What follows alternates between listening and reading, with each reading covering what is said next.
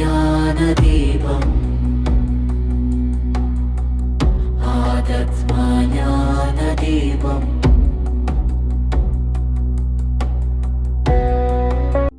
ஆத்ம ஞான தீபம் சேனலுக்கு உங்களை அன்புடன் வரவேற்கிறோம்.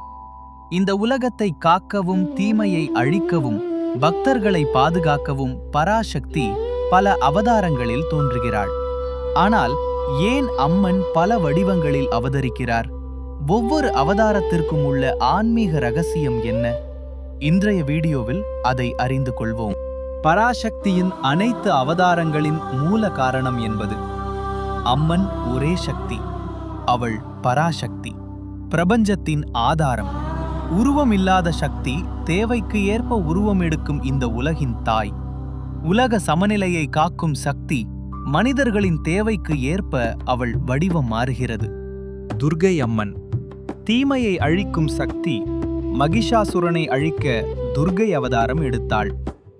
ரகசியம்: நம்முள் இருக்கும் அகம்பாவம், கோபம், அறியாமை இவற்றை அழிக்கும் சக்தி துர்க்கை. லட்சுமி அம்மன், செல்வத்தின் தெய்வம் என்று நாம் லட்சுமி அம்மனை நினைக்கிறோம். ஆனால் லட்சுமி அம்மன் பணம் மட்டும் தரும் தெய்வமா? இல்லை. மன அமைதி, நல்ல உறவுகள், ஆரோக்கியம், திருப்தியான வாழ்க்கை இவையெல்லாம் சேர்ந்ததே உண்மையான செல்வம். அவள் வாழ்க்கையில் வளம், அமைதி, சமநிலை தரும் பராசக்தியின் வடிவம். சரஸ்வதி அம்மன், அறிவுக்கும் கலைகளுக்கும் ஆதாரமான தெய்வம் யார் என்றால் அது சரஸ்வதி அம்மன். வீணை ஏந்தி வெள்ளை தாமரையில் அமர்ந்திருக்கும் அவள் ஞானத்தின் ஒளியை உலகிற்கு வழங்கும் தாய். அறிவும் கலைகளும் சரஸ்வதி அருள் படிப்பு, இசை, நடனம், இலக்கியம், பேச்சுத்திறன். எந்த கலை வளர்ந்தாலும் அதன் பின்னால் சரஸ்வதி அருள் உள்ளது என்று நம்பப்படுகிறது. அவள் தருவது வெறும் கல்வி அல்ல, சிந்திக்கும் திறன். ஆன்மீக ரகசியம்: பலர் அறிவு என்றால் புத்தக அறிவு என்றென்று நினைக்கிறார்கள். ஆனால் உண்மையான ஞானம் என்ன? சரியான நேரத்தில் சரியான முடிவு எடுக்கும் திறன், நல்லதையும் கெட்டதையும் பிரித்து அறியும் அறிவு, ஈகோ இல்லாத புரிதல். சரஸ்வதி அம்மன் வெள்ளை நிறம். அர்த்தம்: வெள்ளை நிறம் குறிக்கும் பொருள் தூய்மை, அமைதி, தெளிவான சிந்தனை. மனம் அமைதியாக இருந்தால்தான் ஞானம் பிறக்கும். வீணையின் ஒளி வாழ்க்கையை போன்றது. அதிகமாக இருக்கினால் சத்தம் கெடும், அதிகமாக தளர்த்தினால் இசை வராது. சமநிலையே வாழ்க்கையின் இசை. அதையே சரஸ்வதி அம்மன் கற்பிக்கிறாள். இதுவே சரஸ்வதி அம்மனின் உண்மையான அருள்.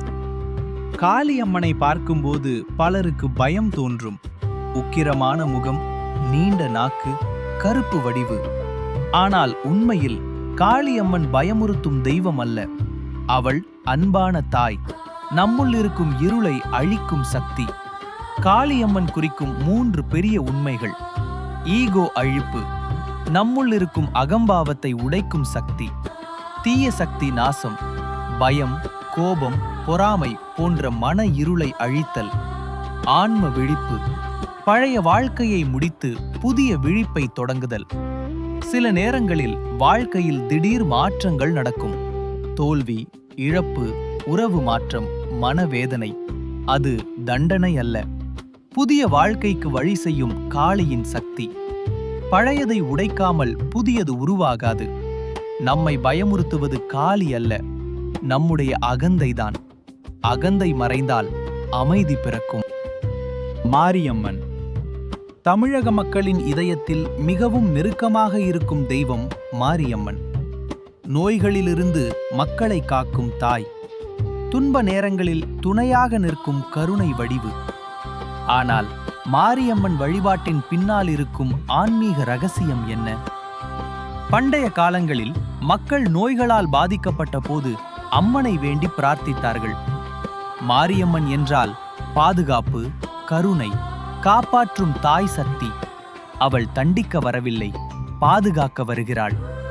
உடல் நோய் நீக்கம், மன பயம் அகற்றுதல், குடும்ப பாதுகாப்பு இவற்றின் அடையாளமாக கருதப்படுகிறாள். ஆன்மீக ரகசியம்: மாரியம்மன் வழிபாடு சொல்லும் பெரிய உண்மை: உடல் சுத்தம் மற்றும் மன சுத்தம் சேர்ந்தது தெய்வ அருள். உடல் சுத்தம் ஆரோக்கியத்தை தரும், மன சுத்தம் அமைதியை தரும். இந்த இரண்டும் சேர்ந்தால் இறை அருள் இயல்பாக வருகிறது. அம்மன் பலரல்ல, ஒரே சக்தி பல வடிவங்களில் வெளிப்படுகிறது. கோபத்தில் காளி, அன்பில் லட்சுமி, ஞானத்தில் சரஸ்வதி, பாதுகாப்பில் துர்கை. அனைத்தும் ஒரே தாயின் வெளிப்பாடு. ஆழமான இறை உண்மை, ஒரு தாய் தனது குழந்தைக்கு தேவையானபடி மாறுவது போல ஆதி சக்தியான அம்மனும் மனிதர்களின் தேவைக்கு ஏற்ப வடிவம் எடுக்கிறாள். அம்மன் என்பது தாயின் பரிபூரண சக்தி. அம்மனை வெளியில் தேட வேண்டாம். கருணை, தூய்மை, அன்பு இருக்கும் இடமே அம்மன் இருக்கும் இடம். ஆன்ம ஞான தீபம் சேனலுடன் இணைந்தமைக்கு மிக்க நன்றி. இந்த வீடியோ குறித்த உங்கள் கருத்துக்களை கீழே உள்ள கமெண்ட் பகுதியில் பதிவிடுங்கள். எங்களின் அடுத்தடுத்த பதிவுகளை காண சப்ஸ்கிரைப் செய்து ஆதரவு தாருங்கள். மீண்டும் அடுத்த வீடியோவில் சந்திப்போம். நன்றி.